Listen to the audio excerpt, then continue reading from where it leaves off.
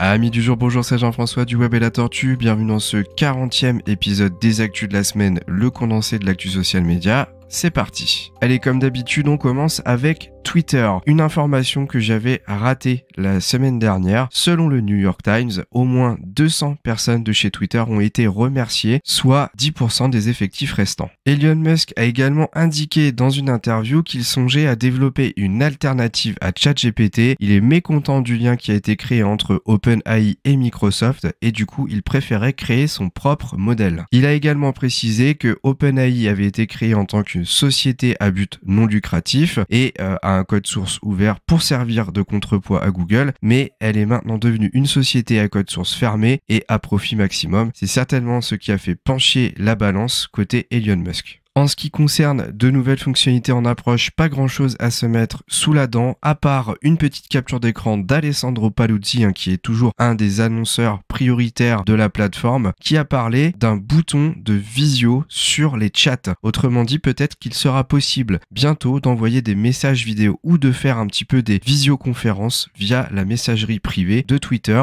Bien entendu, comme d'habitude, quand ça vient d'un des influenceurs de la plateforme, on n'est jamais certain que la fonctionnalité verra le jour pour de bon, à surveiller. Une petite news LinkedIn cette semaine et pas des moindres. Vous pouviez planifier vos posts sur votre profil jusqu'à présent, mais vous ne pouviez pas le faire sur les pages entreprises. C'est maintenant possible. Je viens d'aller vérifier et effectivement, la petite horloge qui permet de planifier les posts est apparue. Vous verrez un petit sigle nouveau qui est juste à côté et le fonctionnement est exactement le même que pour les profils. C'est vraiment une super chose que ce soit enfin arrivé. Maintenant, je le répète à chaque podcast, mais j'attends avec impatience la possibilité de planifier les sondages. Allez, on passe à TikTok. Je vous en parle déjà depuis plusieurs mois. Le Parlement européen avait parlé de l'interdiction de l'utilisation de TikTok par ses équipes sur leur téléphone professionnel. Et bien, depuis le 28 février, cela a été mis en place. Il faut savoir que cette demande est faite par rapport au contrôle du RGPD. L'application n'est clairement pas dans les normes à ce niveau-là et comme des données très sensibles transitent entre les téléphones des équipes du Parlement européen, eh bien, ils n'ont plus le droit d'utiliser TikTok sur ces appareils. À voir si cela n'est que le début, mais en tout cas, je n'ai jamais vu passer ce genre d'opération sur d'autres réseaux sociaux comme Facebook, qui pourtant est très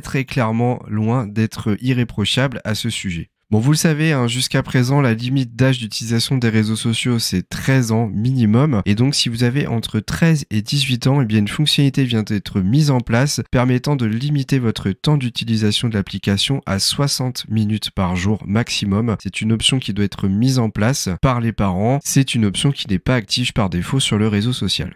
J'en profite pour vous parler de l'âge minimum d'utilisation des applications réseaux sociaux, puisque j'en parlais juste avant pour TikTok. Sachez que l'Assemblée nationale fixe la majorité numérique à 15 ans dorénavant. En effet, l'Assemblée nationale, le 2 mars 2023, a adopté une proposition de loi qui vise à contrôler les moins de 15 ans dès lors qu'ils souhaiteraient consulter les réseaux sociaux. Autrement dit, si vous avez moins de 15 ans, eh bien, les plateformes devront obtenir l'autorisation des parents avant d'accorder l'accès. Attention, ça ne veut pas dire que vous n'avez plus le droit d'utiliser réseau social si vous avez moins de 15 ans. Je pense que la minorité reste à 13 ans, mais entre 13 et 15 ans, il faudra obligatoirement que vos parents donnent l'autorisation au réseau social pour que vous puissiez aller dessus. Allez, on passe au groupe Meta. Ça faisait longtemps que vous n'avez pas parlé du métaverse. Il faut savoir que Meta envisage justement de donner accès à son monde virtuel aux personnes ayant au minimum 13 ans, ce qui fait grogner les sénateurs américains qui, eux, voudraient que ça reste maintenu à 18 ans. On ne sait pas du tout ce que ça va donner de cette demande, en sachant que, attention, Meta est dans le collimateur un petit peu de tous les gouvernements, que ce soit en Europe, aux États-Unis. Il faut donc savoir que s'ils ne font pas attention, il est fort probable qu'ils se fassent encore attaquer. Il y aura encore des millions supplémentaires de dollars injectés dans les procès. À voir ce qu'ils vont faire. On est en attente de leur décision.